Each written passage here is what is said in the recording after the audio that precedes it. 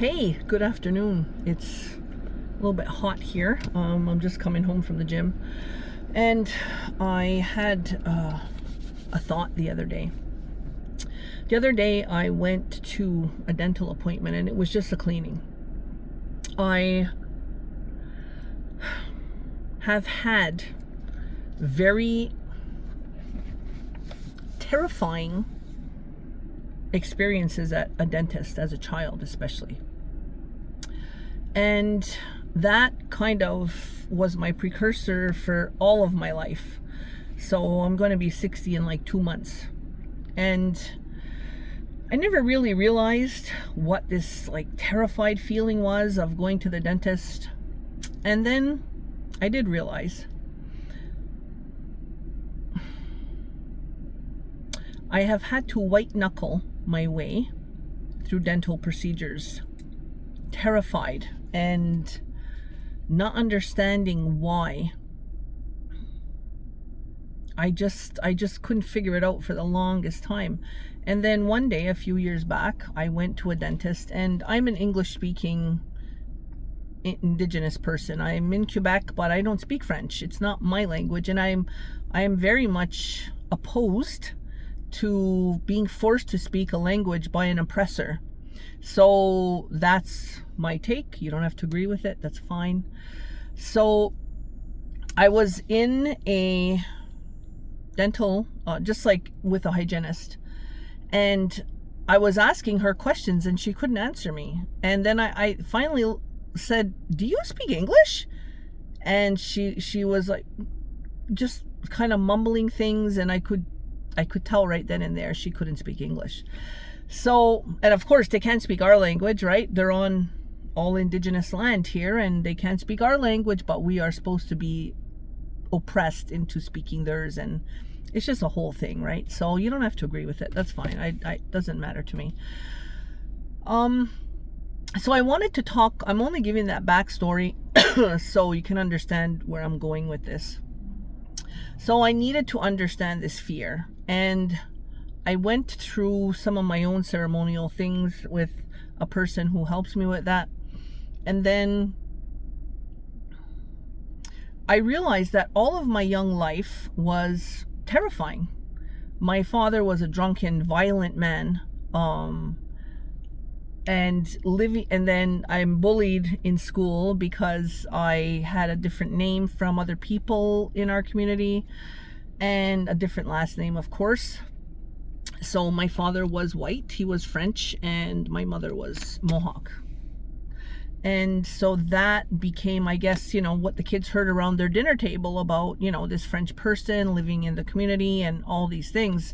So I wasn't safe at home, and I wasn't safe at school or anywhere because I was, bullied about my last name.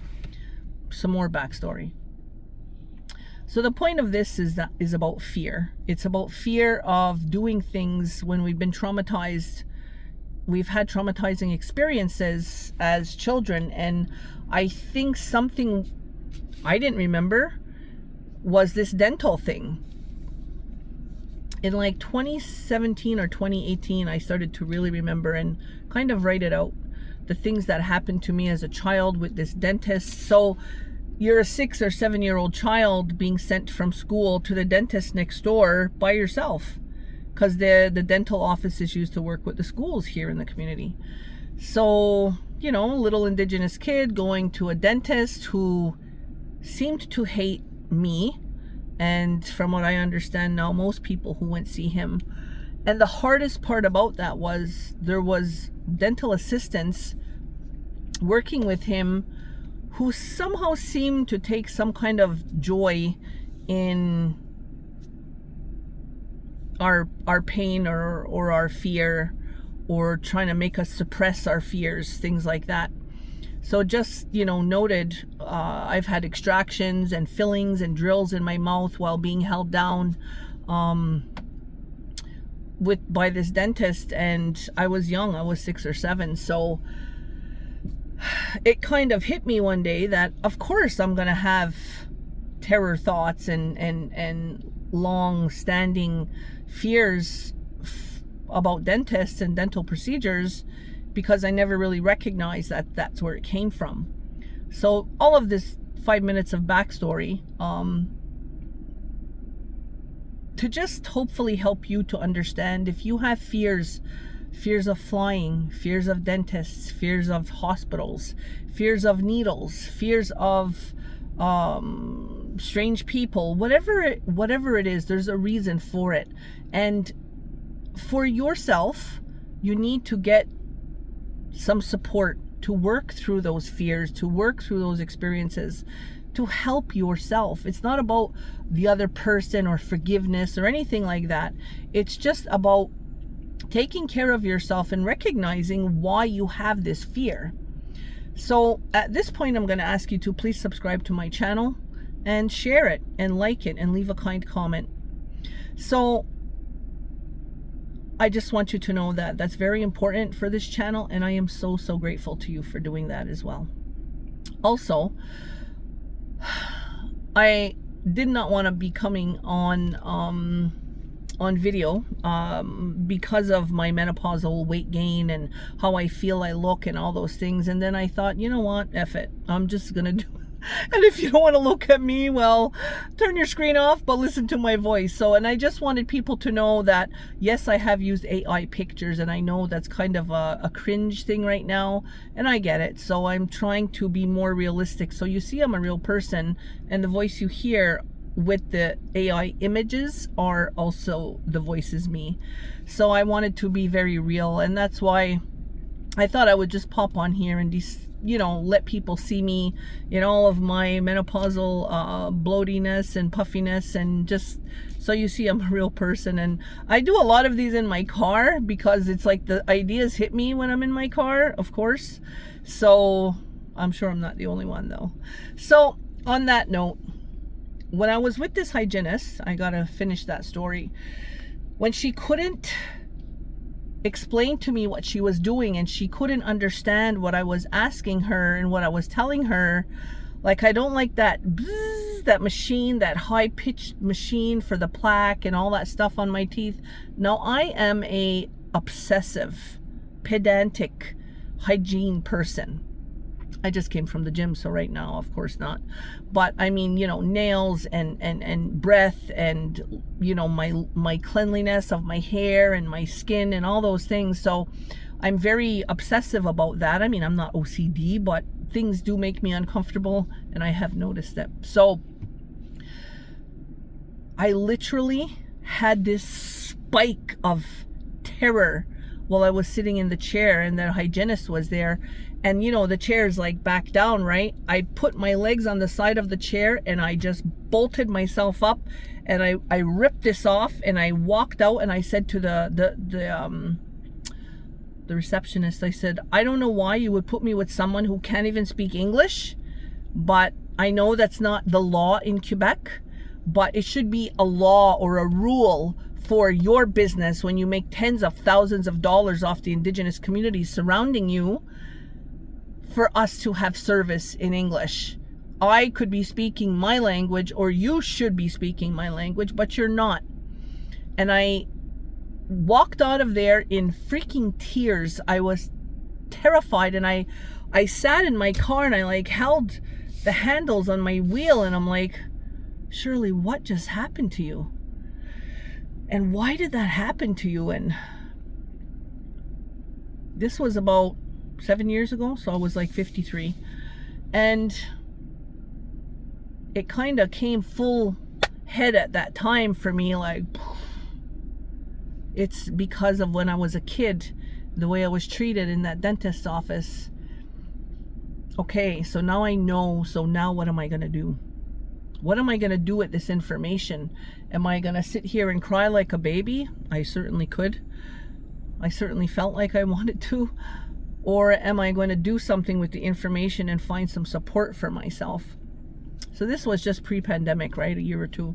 So at that time in my community, they were still doing healing sweats and things like that, circles and whatever. So I started to go to a sweat with a worker that was helping support me through this.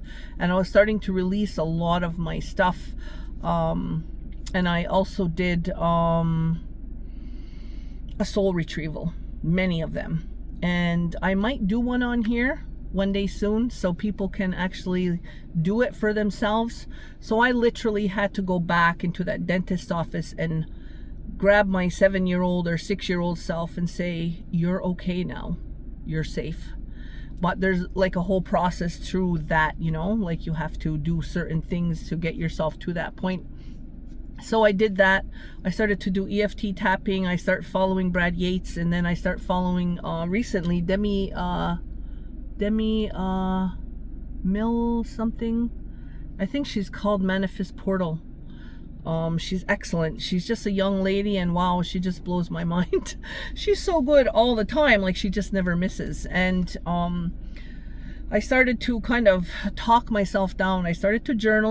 I'm not big into the journaling. Like I don't need 50,000 books, but periodically here and there I'll write things down. And then I end up burning them because it's nobody's business. So I just came on here to say, understand where your fears are coming from. I now understand and take very good care of my mental and emotional well-being when I know I have a dental procedure coming up. Like I have to have a tooth extracted. It's here, the last one in the back. I had this one extracted about 5 years ago. No, maybe 8 or 10. Now this one is going. I got to get that one out too, but I don't have the time, and it's not bothering me that much right now. So I'm gonna just kind of wait on it, and I have to give myself some grace and some breathing room and some ease of like not to force myself to do these things. I know they have to be done, but do I want to force myself to do these things? Not so much. So I'm going to ask you to pay attention to yourself and what things cause this anxiety feeling and what things kind of make you step back and feel terror. And is it most of the time or much of the time it's stemming from things when we were children, like if they made you get a needle and you screamed your head off and you were terrified and they try to hold you down to get a needle. Imagine getting a tooth extracted like that, you know? Like I can't imagine getting a tooth extracted like that now, but as a child that's exactly what that dentist did to us, or to me, and I found out later a few other people in my community. So give yourself some space and give yourself some grace. It's not about forgiving yourself, it's about understanding yourself. And you know, I mean, if you can still see yourself as that 5-year-old or 6-year-old being held down, just stand next to her, hold her hand or his hand and tell, you know, you're safe now, I'm going to take care of us. And I do believe that I will do a soul retrieval on here one day soon, because I think a lot of people are feeling scattered and exhausted and overwhelmed. And I think that's something that is very important for us to understand for ourselves why. And we hurt ourselves by saying, oh, you're so stupid, what are you still doing that for at 50 years old or 40 years old? And it's not true. You're not stupid. You're still you're traumatized, and you know, it's okay. Name it. I was traumatized with this kind of stuff. And now I have to learn to let that stuff go and understand that I was traumatized and I was hurt and nobody supported me and nobody helped me. And it's true. So you deserve to give yourself some grace and some ease of language, especially how you talk to yourself, the things that come out of your mouth. What are those things? Pay attention to them. Oh, I'm so bloody stupid. Oh, I shouldn't be like that. Oh, I just got to be tougher. No, you don't. You have to actually be more kinder and more gentler to yourself. It's not about being tough. It's about understanding and being kind and recognizing that your child, your little child in you, in here, was so freaking hurt and traumatized. And that's what I wanted to come here to say. Pay attention. Don't blame yourself. It's not about forgiving. Maybe the people who did the traumatizing to you or gave you that experience or were part of that experience, if you need to forgive them, then you do that. But for yourself, it's about understanding understanding where these fears come from. And wow, for me, just blows my mind. Like, for real. I can't tell you how many terrifying experiences I had at the hands of my father as a child. So, but of course, right, I picked every relationship I ever had was a little mini him, and that's why I've been single for so long, and that's okay. I'm very happy on loving on me. So just be gentler on yourself, be kinder to yourself. If there's anything more you'd want to know about it, I might do a small class on doing the soul retrieval thing and going back and get ourselves and where we were and these things that still play in our mind. It's an experience, and not all experiences have to be bad, right? We can honor those little people that went through that. And it's not about forgiving them or forgiving yourself. It's about understanding and taking them and taking care of them and yourself. So that's what I wanted to come on here and say, is understand your fears, know where they're coming from, and if you don't, then take the time you need to do that for yourself. It's so important. I love you. And again, please subscribe to this channel. Put a like under the video and put a kind comment. I hope this helps someone in some way out there. I'm gonna keep at it. I'm gonna keep trying. I had 52 subscribers and someone dumped me, and that's okay. I'm keeping it, you know, up to Creator and our universal energies, and what is meant for me will find me, and those who are meant for me will find me. I love you. Thank you so much. Take care. On up.